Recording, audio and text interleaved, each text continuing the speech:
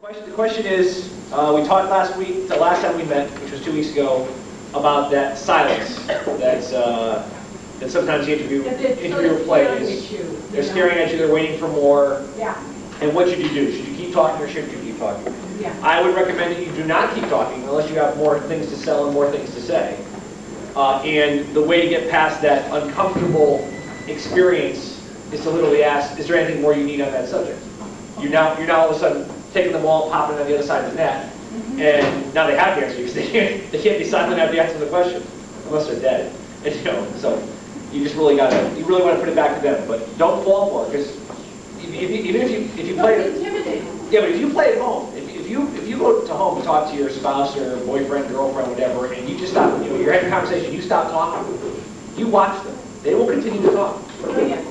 They will continue. You just keep talking. They'll keep talking over and over and over. So that's what the interviewer is trying to get you to do, to knock you off stride and to get you to say something that you might not have wanted to say because there's that awkward silence. There's that awkward period. Okay? Okay. Any other questions before we start? Today we're going to talk about interviewing questions. So let's talk about the homework review. Obviously you had 2 weeks to do some of this homework. 2-minute introduction. Who developed a 2-minute introduction? 1, 2, 3.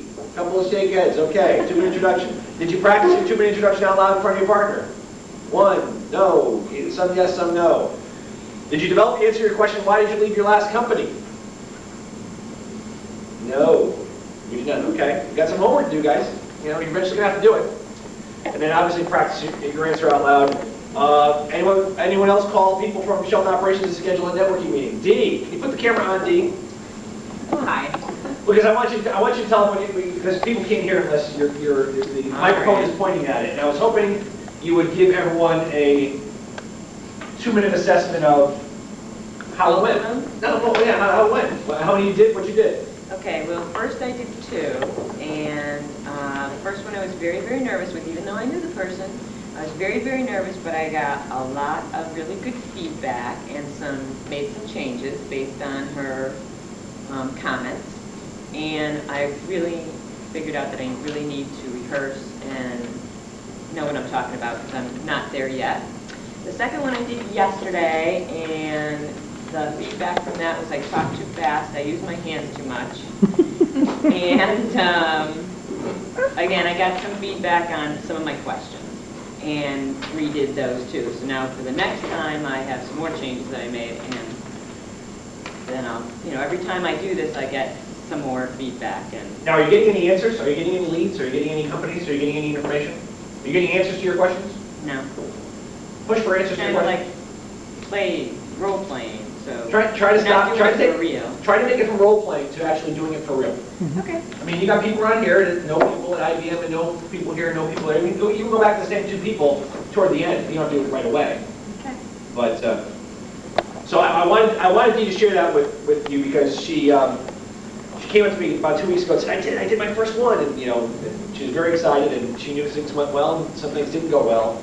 And the great thing is she has another about 30 more people she can practice with, maybe 35 more people she can practice with here at the company before she decides to go do it the first time to someone she really, really is hoping to get some good information from and some networking through. So I'd encourage you guys, as I have been doing for the last several weeks on these tapes, to definitely get out there and start practicing your networking information. Actually, I have another question before you continue on the 2-minute introduction. Yep. Where are we using that? Are we using that at like cocktail parties or gatherings or whatever? That's what we're going to do. So the question is, where are we using a 2-minute introduction? The answer to the question of where we're using a 2-minute introduction is when you're at an interview and someone says to you, "Tell me about yourself." Because the difference between the 2-minute introduction and the 2-minute drill is a little bit of the personal information, so they kind of get a better sense of who you are and where you come from and where you've been. So you got about 30 seconds of personal stuff, and then you're going to go back into your history of your work. But that question you want to have down pat, because you're going to get some very lazy interviewers that are going to say, "Tell me about yourself." And while they're asking you to tell them about yourselves, they may or may not be listening. They may just be rifling through your resume to figure out what your next question is. But at least you have something to say, and again, you're going to be selling yourself. Okay, so now we're talking about interviewing. What do you do when the person that is interviewing you, I just said that they be reading your resume at the same time, or whatever, and they appear not even to be listening, and then when you finish, you ask them a question, they don't respond. Okay, so the question is, what happens if they're actually looking at your resume and you don't think they're listening to you, or, you know, the interviewer is God. Keep on talking. The interviewer is God. You should definitely have. We're going to go through some of the questions. We're going to go through, you know, some of your answers that you're going to come up with for those questions. And again, as a salesperson, and you're selling yourself, for those of you who've never been in sales, the key thing to do is to repeat your themes over and over and over again, right? So if you told them the 3 greatest things about you and you don't think they were listening, you could tell them those 3 greatest things a different way to answer another question. And then another question, you're going to have to tell them the 3 different things again, 3 same things in a different way. So that they walk out of this, they're going to remember those 3 or 4 great things about you that's going to differentiate you from your competition. And your competition, obviously, is anyone else who's applying for that same job. Okay, we're going to transfer over to, we're now going to be talking about interviewing questions today. So you're going to go to the interview. Let's talk about some things that might be unexpected. So if we have a list of things, and get some people, audience participation, what things as you're going to the interview might be unexpected that you need to be able to think about being prepared for? More than one interview? What? More than one interview? Okay, more than one interviewer. You think that's unexpected? Well, you don't know for sure if getting one or more. Okay. Someone that's not asking questions or the answers that you want to give. So like off-the-wall type questions? They're asking you off-the-wall questions, things you're not ready for? No, like they're not asking you questions that would give you the chance to tell them about what you've done. That's not off-the-wall questions? Well, yeah, I guess. Okay, so the reason I'm forcing you to say that is because that's on my list. I got a list of things. You know, I got the answers here. Okay, I want you to get to my answers. Okay. What about a political question? Political questions. Okay, so I'm going to put that in the off-the-wall questions.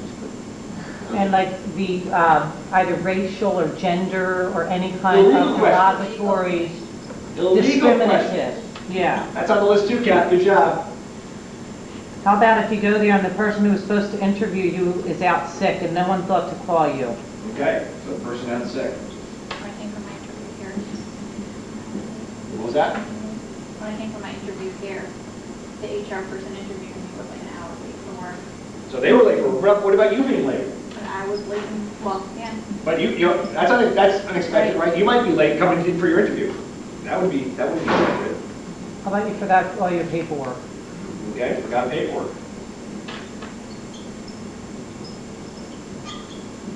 Okay, other ones that are on my list, you know, you showed up at the wrong date. You showed up at the wrong time, you showed up at the wrong place. That's kind of unexpected, hopefully. Interviewer interrupting you, often, to try to throw you off balance. Getting caught in a contradiction. You said something earlier, and they asked a different question, and all of a sudden you came up with something a little bit different. And another one is kind of changing answers as well. Okay, so I'm going to very quickly go over. I got another one. Sure. What was your last one? Changing answers. How about the person that you went in with a strong recommendation that you were leaning on? Turns out that the interviewer thinks very poorly of that person. Well, I'm not, you know, so the idea was the person you went in with a strong recommendation for, they think really poorly of you. And this is an How do you interview? respond to that? Not a view of the person. Right. Yeah. My quick response to that one is they mustn't have hated the person that much because you're at the interview. And then I don't really think the interviewer is going to tell you, oh yeah, Joe sent you, I hate Joe. Well, not even as much that if they come out and say negative, and I would think your job is to acknowledge that, but to say you were aware of the positive qualities, it's good to see. I wouldn't even touch it. I wouldn't touch it at all. I would say, oh, I'm sorry you feel that way. You know, I've known Joe for a long period of time, and you know, obviously everyone has their opinions about different things here and there, but let's talk about me. Right? Let's talk about me. Okay, so let's talk about some of this guy. Being late. Okay? If you find yourself that you're going to be late, You better have your cell phone in your car, and you better have the telephone number of who you're going to be talking to, so you can pick up the phone. You know, Route 8 traffic is bad. You know, you had a flat tire, water was in your basement. Crap happens. Okay, make sure you pick up the phone and call people up. Wrong date, time, place. Apologize. Try and reschedule. You know, if you're embarrassed. Again, you know, what are you going to do? You're going to try to turn around as quickly as possible. Obviously, if you show up before you're supposed to show up, you say, okay, yeah, tomorrow's still fine. I'm sorry, for some reason I had it in my calendar, it was today. But I like my outfit. You'll see you tomorrow. You'll see it tomorrow, it'll be the same one. I might change my shirt. If the interviewer continues to interrupt you, okay? Again, that's part of a tactic that they use. You need to take a deep breath and you need to be patient. They're trying to put you on the spot, they're trying to throw you off your game. You just need to take a deep breath and just realize it for the game that it is. Because you're going to realize that some of your competition is not. Off the wall questions, political questions. I'm not sure I would touch a political question. Who are you going to vote for in this election? You know, I'm undecided. You know, I mean, but off the wall questions, you want to answer them the best you can, and you might hear some doozies. You know, you might hear some what ifs, some hypotheticals. You know, who knows? They might have talked to a psychologist who says you need to ask every candidate this hypothetical question. Give it your best shot. Again, be patient, relax, and try to have fun with it if you can. Illegal questions.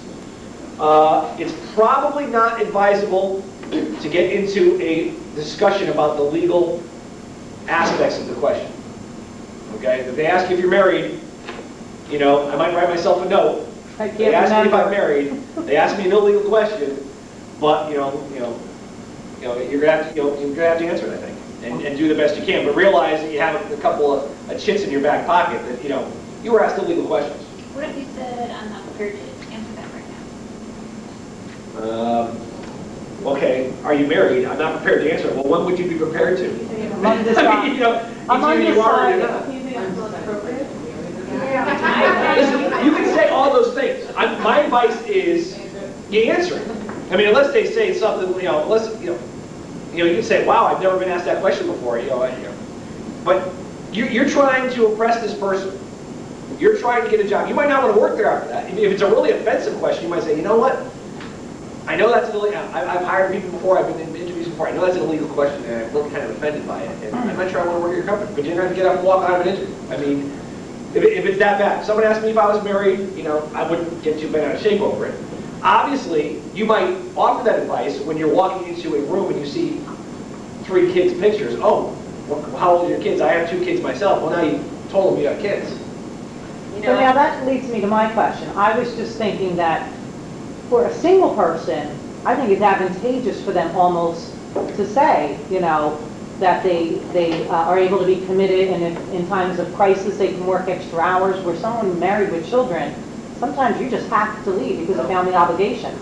So would it behoove a single person to bring that up, that, I can be dedicated? But you can always bring it up, but I'm talking about answering questions now. You can always bring up anything that you think is going to be to your advantage. Okay. But I'm talking about someone's asking you an illegal question. You're handicapped. Do you think you can do the job because you're handicapped? That's an illegal question. I had the question you're talking about, not a question exactly. This guy was very good at it, but as a hiring manager, I knew he was making inappropriate comments because he was trying to find out if I had children. Right. It was like winter, and he was saying, "Oh, so it's kind of cold out there. It must be cold out at the bus stop with the kids." So he didn't come right out and say, "Do you have any kids?" Right. But he wanted me to answer it, and I'm thinking to myself, this is an inappropriate question. Right. You really shouldn't be, or you comment. Right.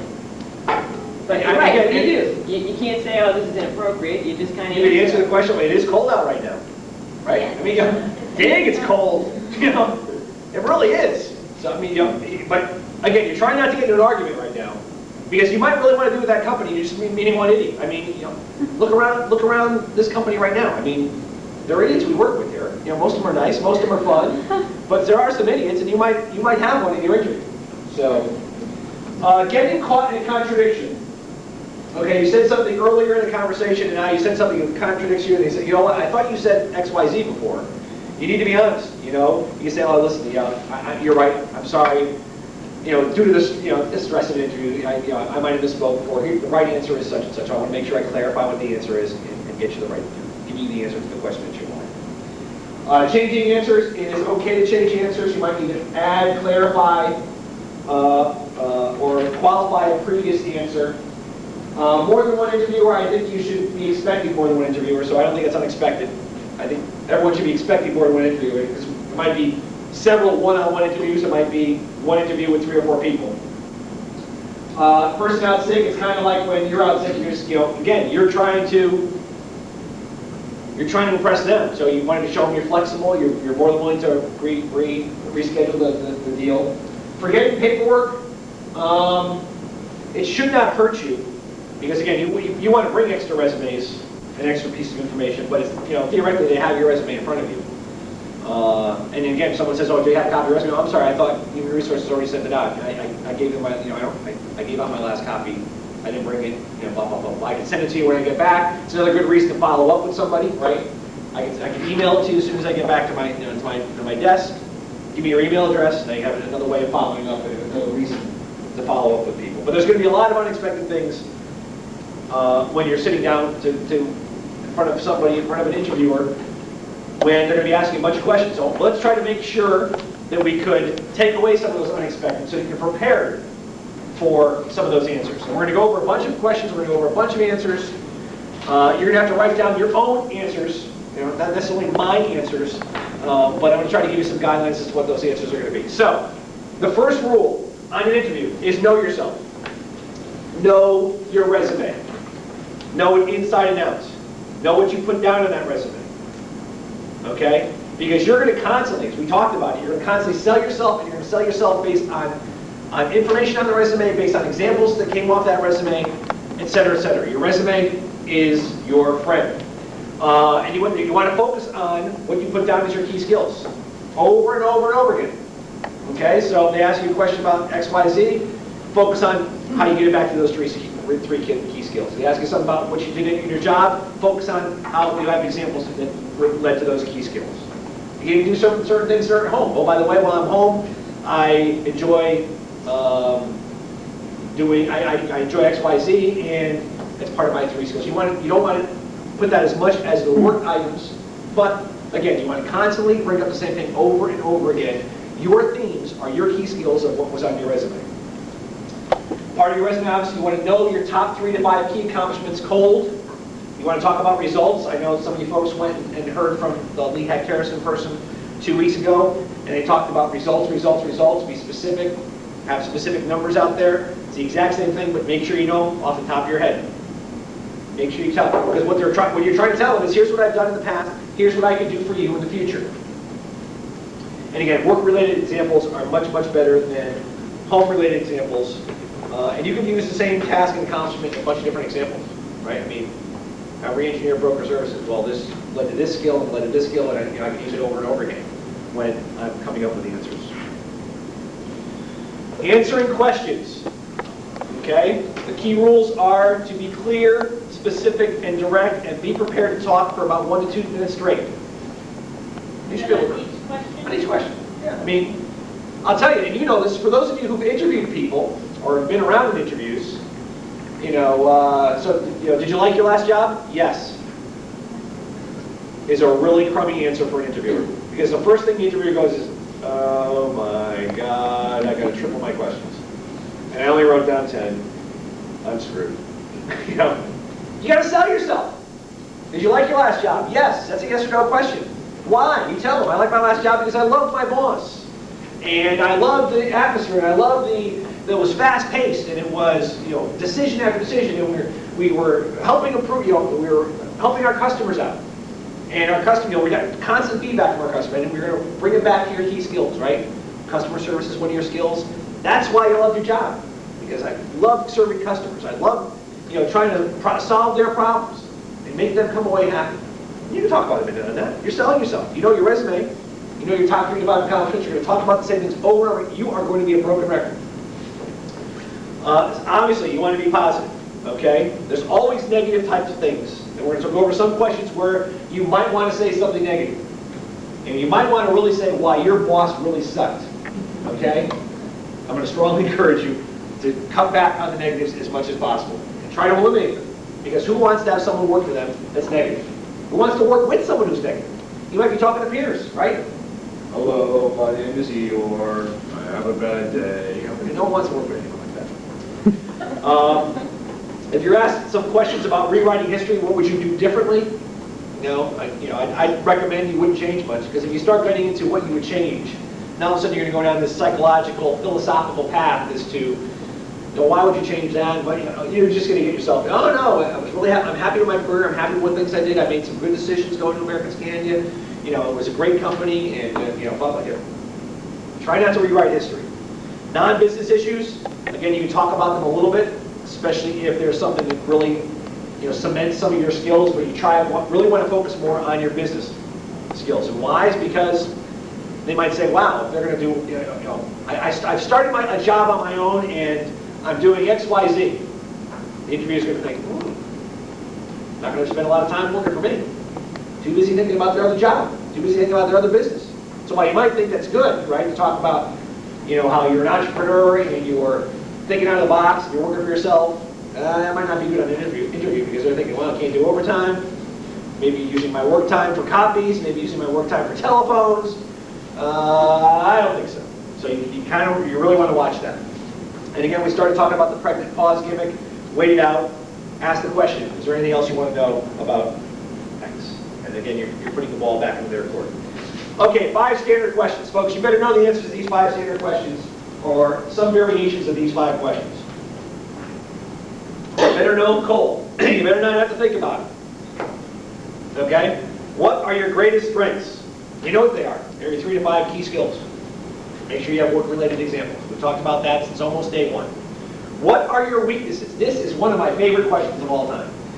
Because every interviewer asks this question, and an interviewer can tell whether you actually know what the hell you're doing or whether you don't know what the hell you're doing by answering this question. And we've heard some dillies, what's your greatest weakness? Well, and sometimes I'm lazy. Sometimes I just don't feel like working. You can cross that person off your list, but we've heard it. I mean, we've heard that. Thank you very much. Thank you very much for answering that question, really honestly, okay? What we want you to do is answer this question as honestly as possible without making yourself look silly. So, what is your weakness? Your weakness is a strength that can be carried to a fault. Let me give you some examples. I mean, you might want to come up with a couple of examples for yourself. So Harold, what's your greatest weakness? Well, my greatest weakness is, I'm just not patient enough. I want to work, I want to get things done. I want to solve those problems. I want to make things better. I want to make it better really fast. And sometimes I'm just not patient, but I understand my weakness and I'm aware of it. I'm really working on it, and I believe I'm getting better at it. Did I just give you a weakness? No. Give you strength. Turn the weakness back into a strength. Okay, so Harold, what's the other weakness? I'm too supportive of my people. Sometimes I would just, I should really get rid of some of them sometimes. But I really think I look at the best of them, and I truly believe that we can turn them around and we can make them better and more productive employees. And so I work my tail out of it. I'm aware of that weakness, and I'm really working on it, and I'm trying to get better at it. Those are 2 non-strengths, not weaknesses I gave you. So, if you work too hard, I work too hard. Crying out loud, I work, I want to even work overtime. I just love my job. And sometimes I just don't balance my work and home life, but I'm working on it. I'm hopefully going to get better at it. So think about strengths that you can take to an excess, you can carry to a fault, and those are your weaknesses. And you come up with 2. And if they ask you for a 3rd one, you go, no, I think that's about it. But don't ask my wife. But don't ask him. Quick question, because I feel like I've heard you say this before. Because I have said it before. These weaknesses, are these the same weaknesses, like, I know that when you have done a reference for people before, you ask them what's your strengths, what's your weaknesses. So these weaknesses should be the same ones that you're... Oh yeah, and we're going to talk about references in about 3 lessons. Oh, okay. So when, obviously you can't make your reference say something, but you can coach your reference. And so the weaknesses you're going to use here, you want your references to say the same weaknesses, because if you come up with 2 and they come up with 3 others, now you got 5. Okay? You want to coach those references. Matter of fact, I've talked to people who just send me as a reference, and someone's going to call me. I ask those questions. What did you tell me your strengths were? What did you tell me your weaknesses were? So I could, Phil Klein, was a perfect example. Tell me what you told him. I'm going to tell him the exact same thing. He literally told me what he told him. I was on the phone with this guy, and I'm kind of reading those notes. Oh yeah, and he does this really, really well. And, oh man, he's great at this. I love him. Now, I had no problem. I wasn't lying. But now I emphasize the same things Phil emphasized, so guess what? Now someone else told him the same thing. Oh, by the way, he did get the job and he's working there nicely and he's happy. So sometimes it works. Where do you hope to be in 5 years? Well, you want to emphasize right away that you know what, you want to perform your immediate work well. You know, you really here. you know, well, you know what, you like working, you like doing what you're going to do, but you know what? You're confident in your future and you're looking to grow in your position. You would hope that you'd be able to do something, you know, more responsibilities at this company because, you know, you've heard a lot of great things about this company and this job seems like one you're really looking for, and that's what you hope to do in 5 years. I'll tell you a story. I was really ballsy when I was younger. So as you know, I was an actuarial student. I came out of an actuarial program at the University of Connecticut. I had passed 10 exams. The most you could take was 2 a year. And I remember being on my interview with the travelers, and I knew this question was going to come up. You know, where do you hope to be in 5 years? I said, well, I plan on I will have passed all 10 of my actuarial exams, and I will be an officer of the company. That was my answer. Were you? Yes. It's really ballsy. Yeah. I'm not sure if they thought I was way, you know, obviously I got the job, so they must not have thought I was too confident. But that probably wasn't the right answer. The right answer would have been, well, I'm sure I'm going to be almost completed with my actual exams. And we'll have had much more responsibility, you know, because I'm going through the rotational program, blah, blah, blah, blah, blah. But you want to say something, again, gets it back to this job that you're applying for. If you say, in 5 years... Did they laugh at you? No. Smile at you? Well, they smiled. I was like, okay, this guy's a guy. Yeah. But if you say in 5 years, I'm hoping to start my own internet business, okay? Yeah, okay, well, that's really great. You know, and we'll see it. You know, we'll see how you're doing in 5 years, but we won't see you here. So you want to make sure you're doing something. You bring it back to something with this job. What was your favorite position, and what role did your boss play in making it so? Now, this could be really 2 different questions. They could put it down together. I happen to like it as one question. Try to go with a position that's very similar to what you're looking for. You know, I really liked it when I was baking cakes. Okay, unless you're really thinking you want to be a cake baker, that's, you know, you want to say you're very, very close. And oh, by the way, I don't care if you hate your boss. You want to say nice things about your boss. Okay, whether he or she is in the room now or not, you want to come up with nice things to say because that person who's interviewing you, especially if that person is your future possible potential boss, will want to know what you're going to be saying about him or her behind his or her back. And same thing with the last question. What was your least favorite position, and what did you play? What role did your boss play? You want to say the opposite. So you want to say something that's least similar to what you want. You know, I was a cake baker. You know, when I was right out of college, and I just really I really couldn't connect with people because I was always in the back working way early in the morning, and I really liked being face to face with my customers because I really like providing great customer service. And my boss, he was, he was fine. He let me go, and I had no problem with my boss. Right? I want to say negative things about your boss. And I'm not just saying that because some of you are bosses to be, so I'm going to you can say negative things about me. I just don't think it's going to help you. Other types of questions, achievement-oriented questions. What makes you stand out among your peers? Okay, make sure, again, bring it back to your 3 to 5 key skills. Bring it back to your 3 to 5 accomplishments. Okay, you're results-oriented. Let me tell you why I'm results-oriented. I'm not sure, you might say this, I'm not sure you get a lot of resumes that look like mine to talk about my results. I know my numbers. Because we care about our numbers. We care about the results. How else can you measure how good you are unless you're measuring your results? And that's what differentiates me from my peers. The other guys, they just want to come in and do their job from 9 to 5. I'm a results-oriented person. How can you save them money? How can you be more productive? Did you come up with ideas in your job? So what makes you stand out among your peers? And we've talked about this for a while too. Give me an example of when. Make sure you have 2 or 3 examples of some of those skills, work-related skills. What have you done to improve processes, reduce costs, increase revenues? Obviously, increasing revenues for almost everyone across the board is going to be very, very difficult to do. Okay, I mean, you could say, broker services, people renewals, we've reduced expenses by getting money. But for improved processes and reduced costs, they should be on your resume. This should be an easy, very easy question for you because it brings it right back to, the same 3 to 5 things of your themes that you're trying to talk about over and over again. Okay, more questions. What area of your skills do you need to improve upon the next year? The best answer for this is a technical answer. I need to improve my Excel, That's definitely your thing. I need to improve Excel because, You know, I use it a little bit, I don't use it a ton, and, you know, I know I could use it more, I can find more things for it. You know, Word, you know, my computer skills in general, you know, Microsoft changes their stuff every so often. I'd like to learn Visio.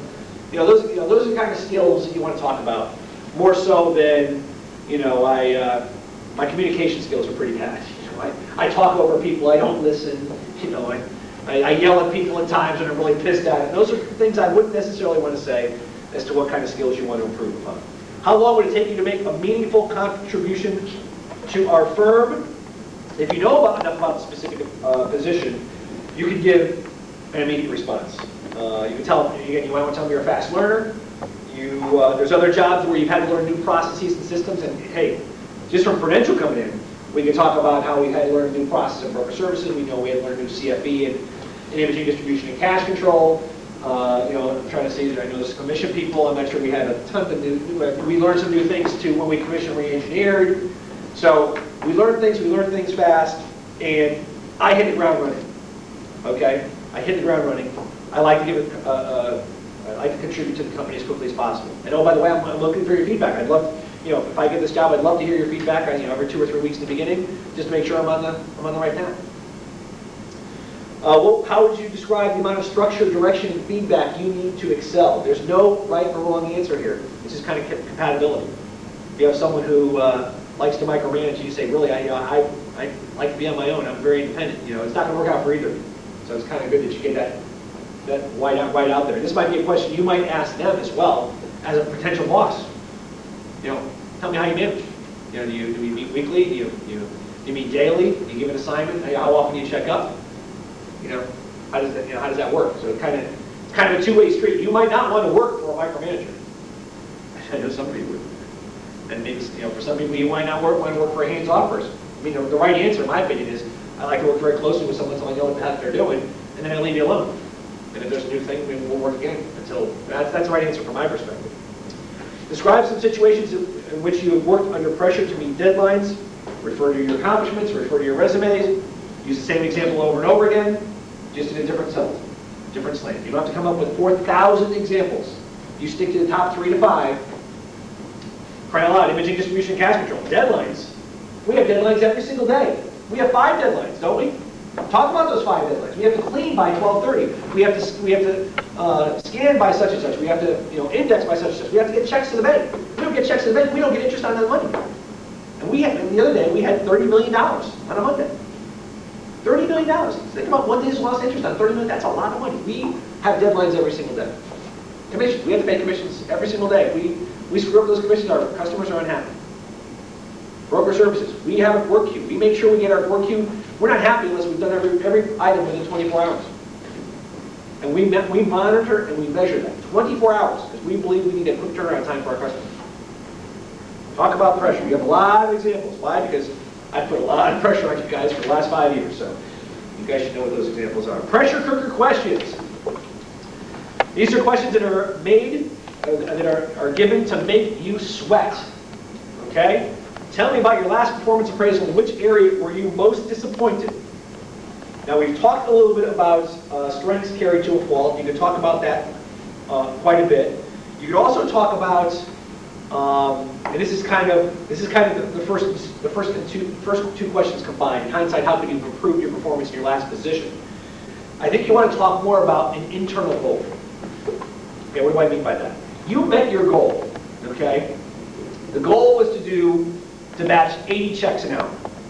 And you met that goal. But you know what? You had an internal goal. You really wanted to do 120 checks per hour. And you only got to 110. So, you know, you were disappointed. You know, you were disappointed in what you did. But, you know, obviously you met your goal, but it was just an internal goal that you didn't make. So you hit the expectation, but your goal was higher than what your boss said because that's you. You're a goal-driven, results-oriented type of person.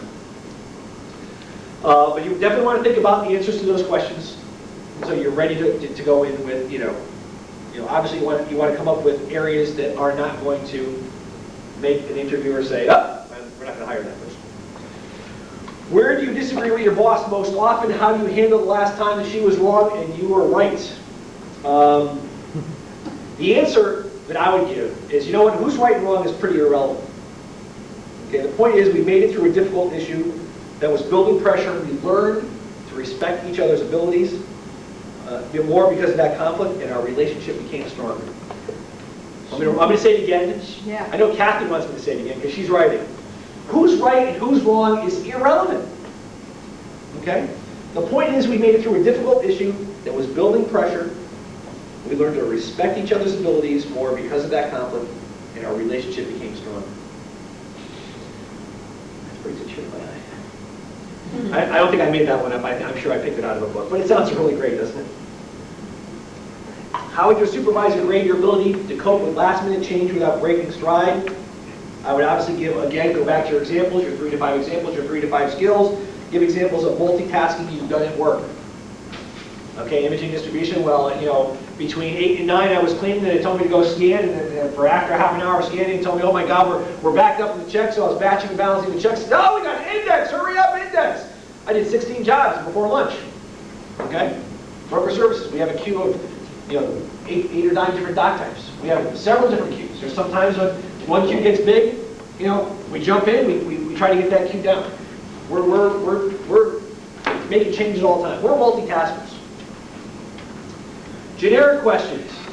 Why do you want to work here? Okay, we're going to talk a little bit about, well, I'm not going to go there. Why do you want to work here? I think you want to focus your answer on company reputation, anything you know about the position, and the people you've either met, talked to, or know. That's why you want to work here. You like the culture. You've heard great things about the culture. And you think you're going to fit in very well. As a matter of fact, I met, if it's not your first interview of the day, you met 2 or 3 other people already. I really enjoyed the interviews I had with those, the 2 or 3 people I've already talked to. They seem like they're knowledgeable, intelligent people, and I can see myself fitting in here. What do you know about our company? Okay, you need to, in my opinion, you need to do some research. Okay, we talked about some websites in the past on some of this stuff, and I think I'm going to be giving you a few more websites in the future, so you don't have to write anything down now. But you want to know basic things. When was the company founded? How many employees are there? Where is their headquarters located? If you can find out revenues, you can find out assets under management. These are a lot of things you knew here at American Scanning. What's the highest assets under management we ever had here at American Scanning? How many billion? How many? 20 billion? 1 billion?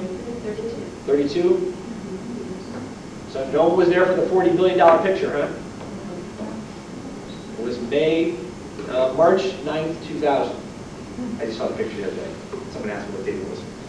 So we had $40 billion. That raise. What? I didn't get those God bless raises. you. Because 2001 came. Because it was all downhill from there. Yeah. God bless you. So, if you know assets under management, if you know their product lines, if you know who their customers are, try to find out as much as you can. And again, you're not going to have to go into a 20-minute conversation about it. As long as they want to know, how interested are you? Did you just, cut out the ad in the paper and just come in and see if you can find a job, or are you truly interested? You want to differentiate yourself from another person, and you might differentiate yourself just by showing that you did a little research before you got to the interview. Tell me about your understanding of the job you're applying for. Obviously, if you know more, that's great. If you know the position title, the reporting relationship, who you're going to be reporting to, position's primary duties, the reason the position is open, key challenges of the position, you might not know that stuff, okay? But that might be a question that you get. And you might be able to flip it around. I really don't know as much as I was hoping to. I tried to do some research, and I'm hoping that, some of the questions I could ask you at the end would be a little bit more about, filling in my blanks as to what the position is going to be. Obviously, if you know more, that's better than if you don't know more. What things are most important to you in a work situation?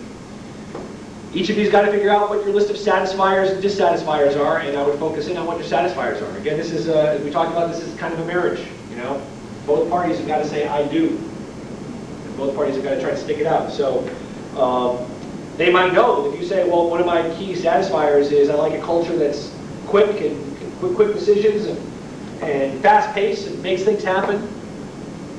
That's one reason why I'm not working at Prudential. I'm going to be working at Prudential. One reason why American Scanning turned me on. I remember having my interview with Lisa Shambelli. She and I talked for less than half an hour, and she didn't ask me any questions. All she did was warn me about how this place is fast-paced, things change all the time. You're going down one path and you're flipping down another path, and you either gotta like it or you don't gotta like it. I have no problem with that. That's kind of me.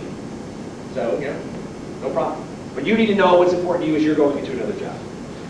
What kind of compensation are you looking for? Okay? That's one of those generic questions that somehow you end up getting asked. I would recommend the following. I would recommend that you respond with a question. What's the range of this position? Okay, well, the range is between, hopefully they answer it and they go on further. But if they keep going to you, they keep going, and they say, okay, but really, what is your expectation? My next thing I would go with, well, let me tell you what my past compensation's been. During the last 3 years, my compensation ranged from this to this. And you talk about your base pay, I would add my base pay and my bonuses. So it was from this to this. And obviously I'm looking for compensation that is commensurate with the responsibilities I'd be giving in your organization. Another kind of cute little phrase that you're trying to get towards. Yes, ma'am. Do you need to say this was base, this was bonus? I would. Right. You want to be as generic as possible. Like maybe between $25,000 and $30,000. Maybe between $30,000 and $35,000. They ask you that right on the application. They do. And You gotta fill that out before you even get in to see it. Yeah, sometimes you try to. You do the same thing. You either put a range in, Right. or you put salary commensurate with the responsibilities of the position. Now they still might not like it, and they might say, "We really want you to fill this in more specifically." But guess what? Until you're asked to fill it in more specifically, you end up being as generic as possible. They know what you're doing. You know what they're doing. It's a game. They're trying to get you as cheaply as possible. You're trying to get the most money out of it. What you've been doing with me for the last 5 years. Okay? It's a game. And obviously they have some money they have within their budget. They can save another $1,000, $2,000, $3,000. The boss looks good. Okay, we talked a little bit about this. We're going to go into a little more detail. Know the company basics. We talked about some of those things you need to know. Major competitors is a nice one as well. Overall structure. How you find out some of this stuff. You could go to the website stats.bls.gov, which is the U.S. Bureau of Labor. You could again go back to dogpile.com, and there's a bunch of websites underneath that I have found in the past. Encyclopedia of Business Information. You can just search on these things and try to pop into some of those websites. If you can get a company's annual report, if they are publicly traded, you can go and do something like that. You can go look at newspapers and do some searches on local newspapers for the local ones. You have them register. You can do a search for the last 2-3 weeks, see if there's anything new in the news. And if you can get some sales or marketing brochures, you might be able to gleam at the back. They give you some history, usually one paragraph. So-and-so was founded in 1987 and blah, blah, blah. Remember, it's all marketing type hype. So you can have some of that information in your back pocket. So at least you don't go in there completely naked and completely blind. And how do you get some of the marketing brochures? If you know you're going to be interviewing potentially, you can go in and go to their guard desk and say, hey, do you have any sales literature? They might call up to marketing and they'll get it for you. Sometimes, depending on what the company is, if it's a bank, they're going to give you their brochure. They want you to get your checking account. They want you to do their savings account. So you can get some of this information. Okay, now, questions you should ask. I passed out a piece of paper, another one from Harvey McKay. And he says a lot of things I say. Okay, maybe I stole some things from him, maybe I knew them already, I'm not sure. But what he says is countless job candidates come to an interview beautifully prepared to answer questions. The mistake they make is they're not prepared to ask them. I'm going to give you 2 pages of questions you should ask. There's a few more here that Harvey gives you. But this is your first interview. This is not the time to ask about salary and benefits. This is not the time you should be talking about your personal needs. Period. First interview, don't talk about it at all. They ask you about it, and they bring it up, and you can have some conversation about it. But you are not to bring it up. This is the courtship phase. You are trying to get them to pick you up. Okay? In Harvey's piece, you can see under, he has some questions of high-level ideas. Ask about company values. If the company's successful, ask them what's made them successful. Definitely listen to their answers. How do you prove you're listening to somebody's answers? Take notes. Take notes. I don't even care if you don't even care what they're saying. Take notes. Make believe you're listening to their answers. And again, if you look at the moral at the end, McKay's moral, even if you're not interviewing for a sales job, your interview must be a great sales job. You need to continue to sell yourself. So, what other questions should you ask? Well, why did the person most recently in this job leave? What are the most pressing issues you'd like to have accomplished within the next 2 to 3 months? Is there a formal training for this job, and what kind? Where can a person go who's successful in this position, and within the time frame? Within what time frame? What significant changes do you foresee in the near future? What have you enjoyed most about working here? What have you personally enjoyed most? What have you liked least and why? Maybe you're trying to get them to tell you something about their culture. You know, they're going to come and say, oh, our culture's great. Well, once you finally start giving them some detailed, specific questions, you're going to find out, you know, maybe there's some moss underneath some of those rocks. Where do you see the company going in the next few years? A little bit of a different answer in 1999 to 2004 for American Scandia. I know. Has the turnover been in the department over the last couple of years? And why? Why do you think there's been a turnover? If you could change one thing about the way the department works, what would it be? Please tell me about the people with whom I'll be working most closely with. It's a pretty good answer. A pretty good question. How would you describe your own management style? So when I talked to you about 5 or 6 slides ago, maybe a little longer than that. What are the most important traits you are looking for? Okay, kind of good at the end whether you kind of hit those traits. You're not going to be able to ask right. It would be great if you asked beforehand. Oh, by the way, what kind of answers are you looking for? Okay, now I ask your questions. But at least you know at the end. Okay, do I think I have a shot at this job? They're looking for someone who's got these 5 skills, and you talked about these 3 skills. Guess what? It's great talking to you, but I know I'm not going to get the job. How do you prefer your staff to communicate with you? Again, it's another issue of how do you talk about how you work day in and day out with the person. Now, you're not going to ask all 20 questions, okay? You got to decide which ones are the most important to you. And again, as I mentioned to you earlier, is this the next slide? I know I mentioned it to you, but I did not mention it. I mentioned to you, I think last class or the class before. Make sure you ask the same question to each different interviewer. If you have 4 different people you're talking to, ask the same questions to those 4, because you don't want that 4th person going, no, that person wasn't really interested in the job. They didn't ask me a lot of questions. Ask them the same question. You might get different answers, you might get different opinions, and you're going to show people that you are truly interested in this job. You want to work for this company, you like this job. Now, hey, you might get an offer, and you might say no. But that's not the purpose of this interview. The purpose of this interview is sell, sell, sell, and you're selling yourself. Now, Howard, do you have some of these questions written on a pad? Oh, yeah. Oh, yeah, sure. Remember, you're taking notes. If you're taking notes, you can have your questions on the left-hand side, and you're taking notes on the right-hand side, you can just pull out your questions. Sure, you don't have to memorize them. Questions you should not ask on a first interview, based on some of the things we just talked about with Harvey McKay. You don't want to talk about vacation, how much time off am I going to have if I get this job? What's my vacation? Oh, only 2 weeks. Sheesh. I had 6 weeks in my last job. I like a lot of time off. Yeah. Really like to be out of here. You don't want to talk about salaries, benefits, especially not in the first interview. Any question that makes it obvious that you don't want responsibility for bad results.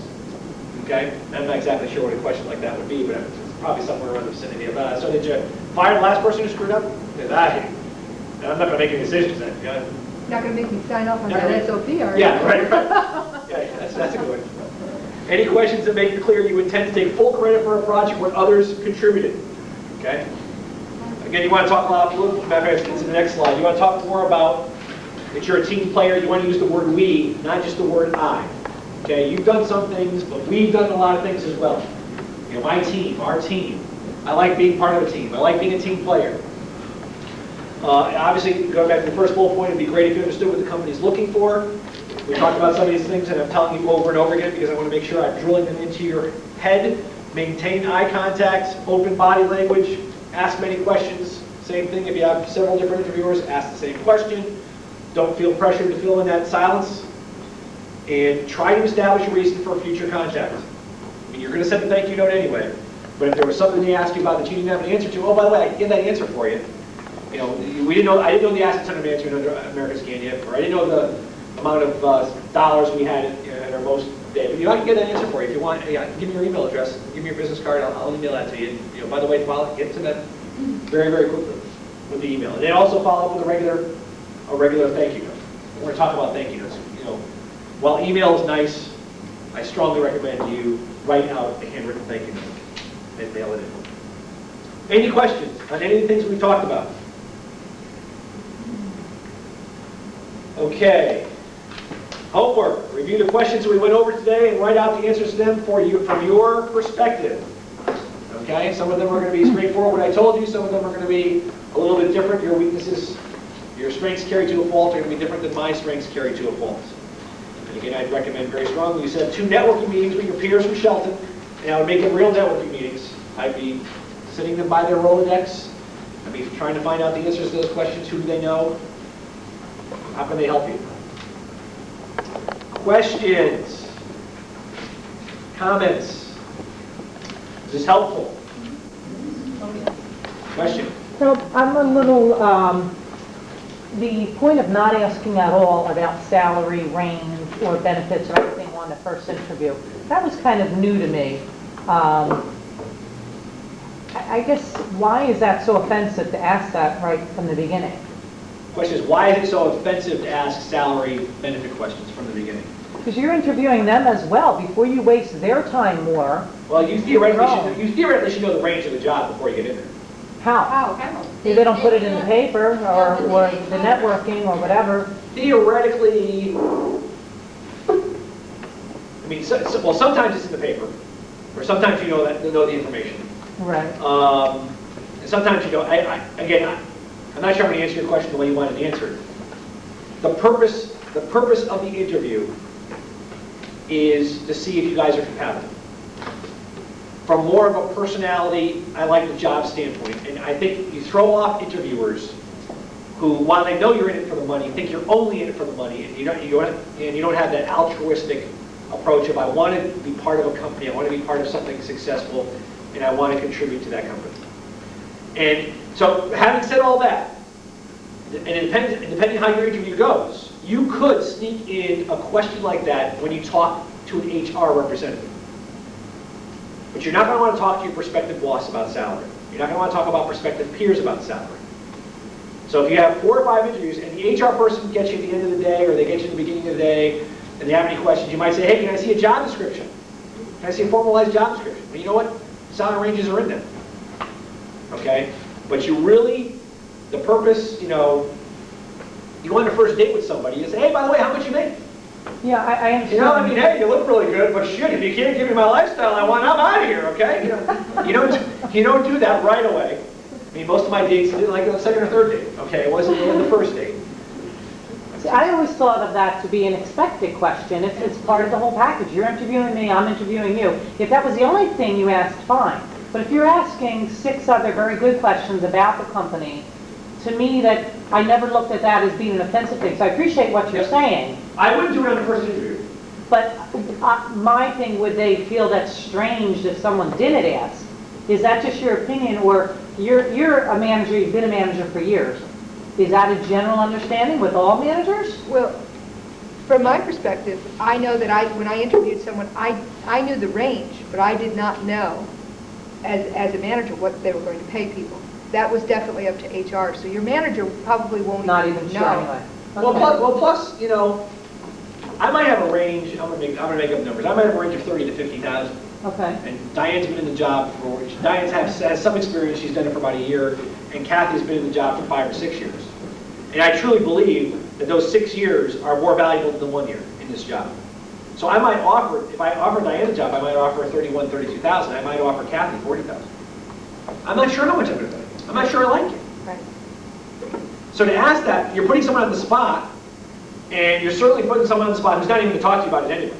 If you ever get an offer, most likely you're going to get it from the agent, especially big companies, you're going to get it from the HR rep. Right. You're not going to get it from me.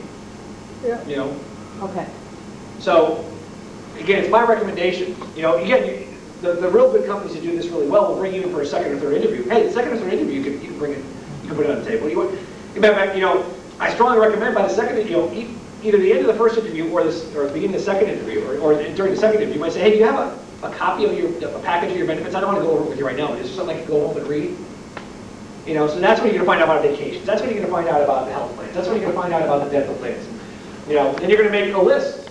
Is it salary versus stuff? These benefits. What's most important to you? Does my husband or ex-spouse have some of this stuff that I don't need, and I can afford to do something else?